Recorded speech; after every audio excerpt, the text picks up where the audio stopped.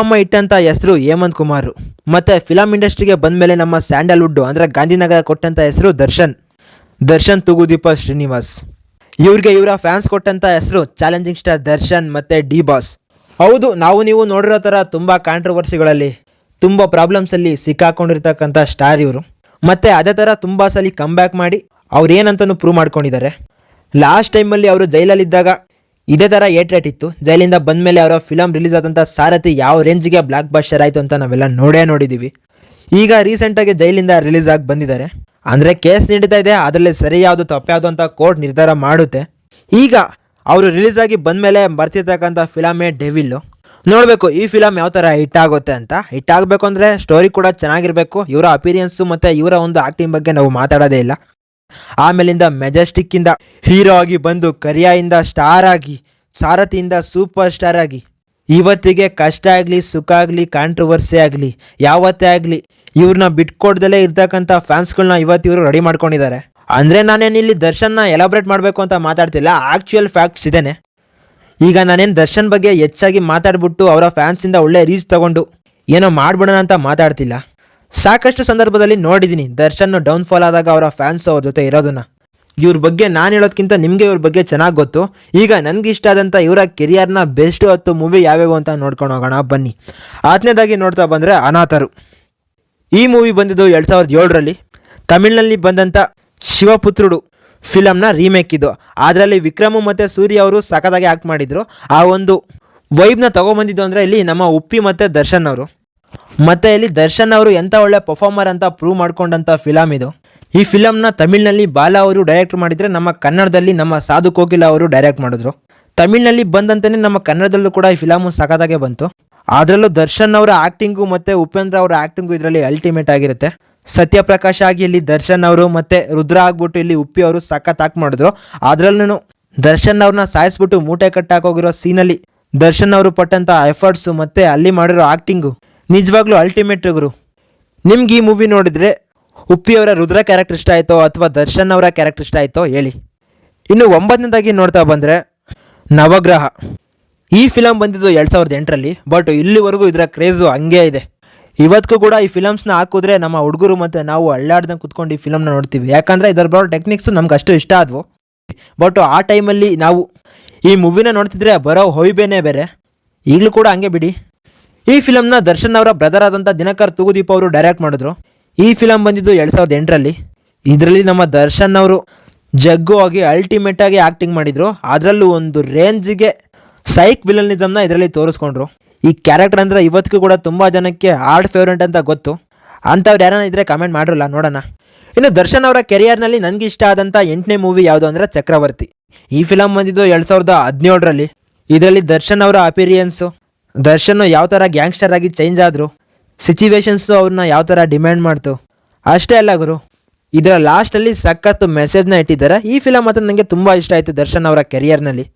ಇನ್ನು 7ನೇದಾಗಿ ನೋಡ್ತಾ ಬಂದರೆ ಮೆಜೆಸ್ಟಿಕ್. ಇವರು ಹೀರೋ ಆಗಿ ಆ್ಯಕ್ಟ್ ಮಾಡಿದಂಥ ಮೊದಲನೇ ಫಿಲಮ್ ಇದು. ಅಷ್ಟೇ ಅಲ್ಲ, ಈ ಫಿಲಮ್ ಇವರಿಗೆ ತುಂಬ ಹೆಸರನ್ನು ಕೂಡ ತಂದುಕೊಡ್ತು. ಅನಾಥ ಆಗಿದ್ದಂಥ ದಾಸ ಯಾವ ಥರ ದೊಡ್ಡ ಗ್ಯಾಂಗ್ಸ್ಟರ್ ಆದ, ಪ್ರೀತಿಯವನ್ನ ಗ್ಯಾಂಗ್ಸ್ಟರಿಂದ ಒಬ್ಬ ಒಳ್ಳೆ ಹ್ಯೂಮನ್ ಆಗಿ ಯಾವ ಥರ ಚೇಂಜ್ ಮಾಡ್ತು, ಮತ್ತು ಅವ್ನು ಚೇಂಜ್ ಆದ ಸೊಸೈಟಿಯವನ್ನ ಯಾವ ಥರ ಕಾಣ್ತು ಅನ್ನೋದನ್ನು ನಾವು ಈ ಒಂದು ಮೆಜೆಸ್ಟಿಕ್ ಫಿಲಮಲ್ಲಿ ನೋಡಬೇಕು. ನಿಜಗುರು ಈ ಒಂದು ಕ್ಯಾರೆಕ್ಟ್ರು ಇವರ ಒಂದು ಕೆರಿಯರ್ನಲ್ಲೇ one of the best character ಅಂತ ನಾನು ಹೇಳ್ತೀನಿ. ಈ ಮೂವಿ ಬಂದಿದ್ದು 2007ರಲ್ಲಿ. PN ಸತ್ಯ ಅವರು ಈ ಒಂದು ಮೂವಿನ ಡೈರೆಕ್ಟ್ ಮಾಡ್ತಾರೆ. ಈ ಮೂವಿನ ನಿಮ್ಮಲ್ಲಿ ಎಷ್ಟು ಜನ ಎಷ್ಟು ಟೈಮ್ ನೋಡಿದ್ದೀರಾ ಅನ್ನೋದನ್ನು ಕಮೆಂಟ್ ಮಾಡಿ. ಕರಿಯಾ, ಇದು ದರ್ಶನ್ ಅವರ ಕೆರಿಯರ್ನಲ್ಲೇ one of the best movie. In case ಇವ್ರನ್ನ ಸ್ಟಾರ್ ಮಾಡಿದಂಥ ಮೂವಿ ಇದೇನೆ. ಥಿಯೇಟರ್ನಲ್ಲಿ ಒಂದು ವರ್ಷ ರನ್ ಆಯ್ತಿದ್ದು. ಇದು ಕೂಡ ಒಂದು ಆಕ್ಷನ್ ಮೂವಿ, ಮತ್ತು ಇದರಲ್ಲಿ ಒಂದು ವಂಡರ್ಫುಲ್ ಲವ್ ಸ್ಟೋರಿನೂ ಕೂಡ ಇದೆ. ಇದರಲ್ಲಿರೋ ಸಾಂಗು ಅಷ್ಟೇ ಎವರ್ ಗ್ರೀನು ಬ್ಯೂಟಿಫುಲ್ ಸಾಂಗ್ಗಳು. ಇವತ್ತಿಗೂ ಕೂಡ ಕೇಳಿದ್ರೆ ಎಷ್ಟೋ ಫ್ರೆಶ್ ಆಗಿರ್ತವೆ. ಈ ಒಂದು ಫಿಲಮಲ್ಲಿ ನಿಮ್ಗೆ ಯಾವ ಸಾಂಗ್ ಇಷ್ಟ ಅನ್ನೋದನ್ನ ಕಮೆಂಟ್ ಮಾಡಿ. ಇದನ್ನು ಡೈರೆಕ್ಟ್ ಮಾಡಿದ್ದು ಬಂದ್ಬಿಟ್ಟು ನಮ್ಮ ಪ್ರೇಮ್ ಅವರು. ಈ ಒಂದು ಫಿಲಮು ದರ್ಶನ್ ಅವ್ರಿಗೆ ಮತ್ತು ಪ್ರೇಮ್ ಅವ್ರಿಗೆ ಒಂದು ಒಳ್ಳೆ ಹೆಸರು ತೊಗೊಂಬಂದು ಕೊಡ್ತು. 5ನೇದಾಗಿ ನೋಡ್ತಾ ಬಂದರೆ ಸಾರಥಿ. ದರ್ಶನ್ ಅವರು ಫಸ್ಟ್ ಟೈಮು ಜೈಲ್ಗೆ ಹೋಗಿ ವಾಪಸ್ ಬಂದಮೇಲೆ ಬಂದಂಥ ಮೂವಿ ಇದು.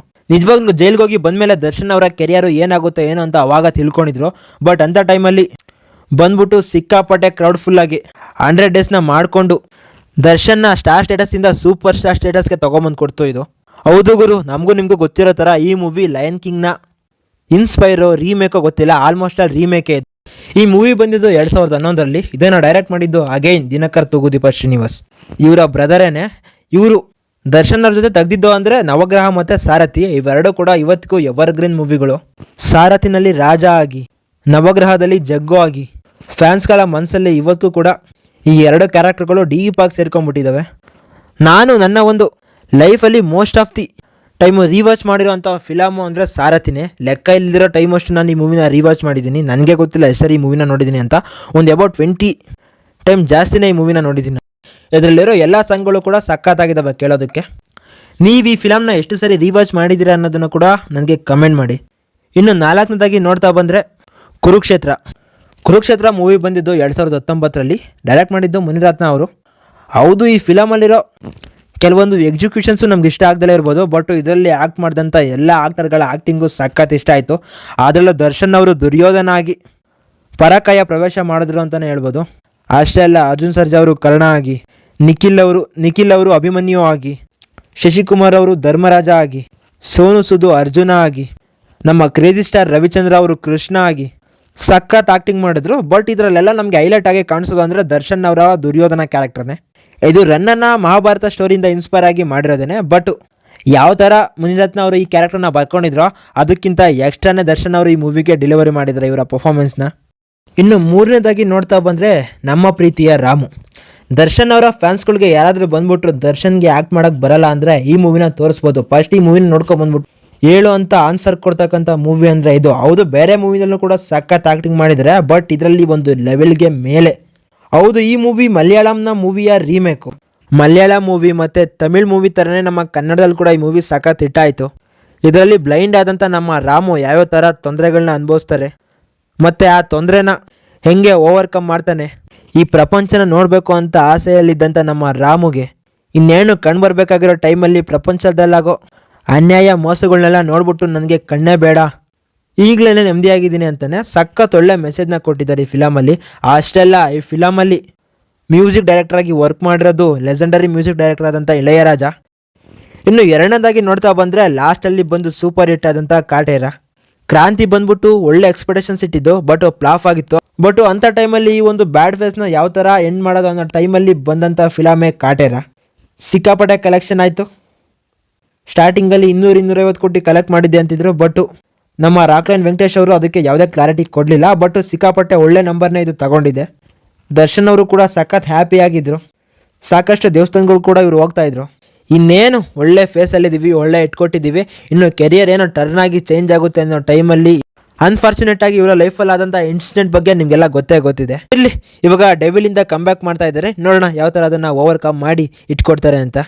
ಇನ್ನು ಇವರ ಒಂದು ಕೆರಿಯರ್ನಲ್ಲಿ ನನಗಿಷ್ಟ ಆದಂಥ ಫಸ್ಟು ಟಾಪ್ ಮೋಚ್ ಪರ್ಫಾರ್ಮೆನ್ಸ್ ಅಂದರೆ ಸಂಗೊಳ್ಳಿ ರಾಯಣ್ಣನ ಪರ್ಫಾರ್ಮೆನ್ಸು. ನಿಜ ಗುರು, ನಾನು ಸಾಕಷ್ಟು ಕಡೆ ಸಂಗೊಳ್ಳಿ ರಾಯಣ್ಣನ ಫೋಟೋ ನೋಡಿದ್ದೀನಿ, ಬಟ್ ಸಂಗೊಳ್ಳಿ ರಾಯಣ್ಣ ಅಂತ ಯಾರಾದರೂ ಮಾತಾಡ್ಕೊತಿದ್ರೆ ನನ್ನ ಕಣ್ಣಲ್ಲಿ ಫಸ್ಟ್ ಬರೋದೇ ದರ್ಶನ್ ಅವರು. ಇದನ್ನು ಕೂಡ ನಾನು ಅಬೌಟ್ 10 ಟೈಮು ರೀವಾಚ್ ಮಾಡಿದ್ದೀನಿ. ನನಗೆ ಅಷ್ಟು ಇಷ್ಟ ಆಯಿತು ಈ ಫಿಲಮು. ಸ್ಟಾರ್ಟಿಂಗಿಂದ ಲಾಸ್ಟ್ವರೆಗೂ ಇಲ್ಲಿ ದರ್ಶನ ನಾವೆಲ್ಲೂ ನೋಡೋದಿಲ್ಲ. ಇಲ್ಲಿ ಬರೀ ಸಂಗೊಳ್ಳಿ ರಾಯಣ್ಣನ ಮಾತ್ರ ನೋಡ್ತೀವಿ. ಆ ಲ್ಯಾಂಗ್ವೇಜ್ ಸ್ಲ್ಯಾಂಗೇ ಆಗಲಿ, ಆ ಬಾಡಿ ಲ್ಯಾಂಗ್ವೇಜ್ ಆಗಲಿ, ಆ ಕಟೌಟೇ ಆಗಲಿ ಸಖತ್ತು ಪರ್ಫೆಕ್ಟಾಗಿ ಸೂಟ್ ಆಯಿತು. ಈ ಒಂದು ಕ್ಯಾರೆಕ್ಟರ್ನ ದರ್ಶನ್ ಅವ್ರು ಬಿಟ್ಟರೆ ಬೇರೆ ಯಾರೇ ಮಾಡೋದಿಲ್ಲ ಅಂತ ತೋರಿಸ್ಕೊಟ್ಟಂಥ ಕ್ಯಾರೆಕ್ಟರ್ ಇದು ದರ್ಶನ್ ಅವ್ರಿಗೆ. ನನಗೆ ಈ ಫಿಲಮ್ ನೋಡ್ತಿರ್ಬೇಕಾದ್ರೆ ಎಲ್ಲೂ ಕೂಡ ದರ್ಶನ್ ಅವ್ರನ್ನ ನೋಡ್ತೀನಿ ಅಂತ ಅನ್ನಿಸ್ಲಿಲ್ಲ ಗುರು.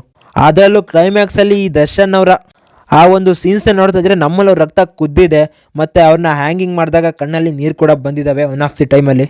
ನಿಜ ಗುರು, ಇವತ್ತಿಗೂ ಕೂಡ ದರ್ಶನ್ ಅವರ ಕೆರಿಯರಲ್ಲಿ ನಿಮ್ಗೆ ಯಾವ ಕ್ಯಾರೆಕ್ಟರ್ ಇಷ್ಟ ಆಯಿತು ಅಂದರೆ ನಾನು ಕಣ್ಣು ಮುಚ್ಕೊಂಡು ಹೇಳೋದೇ ಸಂಗೊಳ್ಳಿ ರಾಯಣ್ಣ.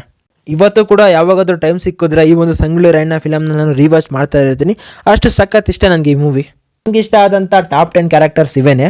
ನಿಮಗೆ ದರ್ಶನ್ ಅವರ ಕೆರಿಯರ್ನಲ್ಲಿ ಯಾವ ಒಂದು ಕ್ಯಾರೆಕ್ಟರ್ ಸಖತ್ ಇಷ್ಟ ಆಯಿತು ಅನ್ನೋದನ್ನು ಕಮೆಂಟ್ ಮಾಡಿ. ಅಷ್ಟೇ ಅಲ್ಲ ಗುರು, ನಾವು ಮತ್ತೆ ಇನ್ನೊಂದಿನ ಇನ್ನೊಂದು ಒಳ್ಳೆ ಮ್ಯಾಟ್ರ್ ಜೊತೆಗೆ ಸಿಗೋಣ. ಈ ವಿಡಿಯೋ ನಿಮ್ಗೆ ಇಷ್ಟ ಆಗಿದ್ರೆ ವಿಡಿಯೋಗೆ ಲೈಕ್ ಮಾಡಿ, ಚಾನಲ್ನ ಸಬ್ಸ್ಕ್ರೈಬ್ ಮಾಡಿ, ಮತ್ತು ವಿಡಿಯೋನ ಶೇರ್ ಮಾಡಿ, ಮತ್ತು ಈ ವಿಡಿಯೋ ಬಗ್ಗೆ ನಿಮ್ಗೇನು ಅನ್ನಿಸ್ತು ಅನ್ನೋದನ್ನು ಕಮೆಂಟ್ ಮಾಡಿ. ಮತ್ತೆ ನಾವು ಸಿಗ್ತಾ ಇರೋಣ. ಬಾಯ್.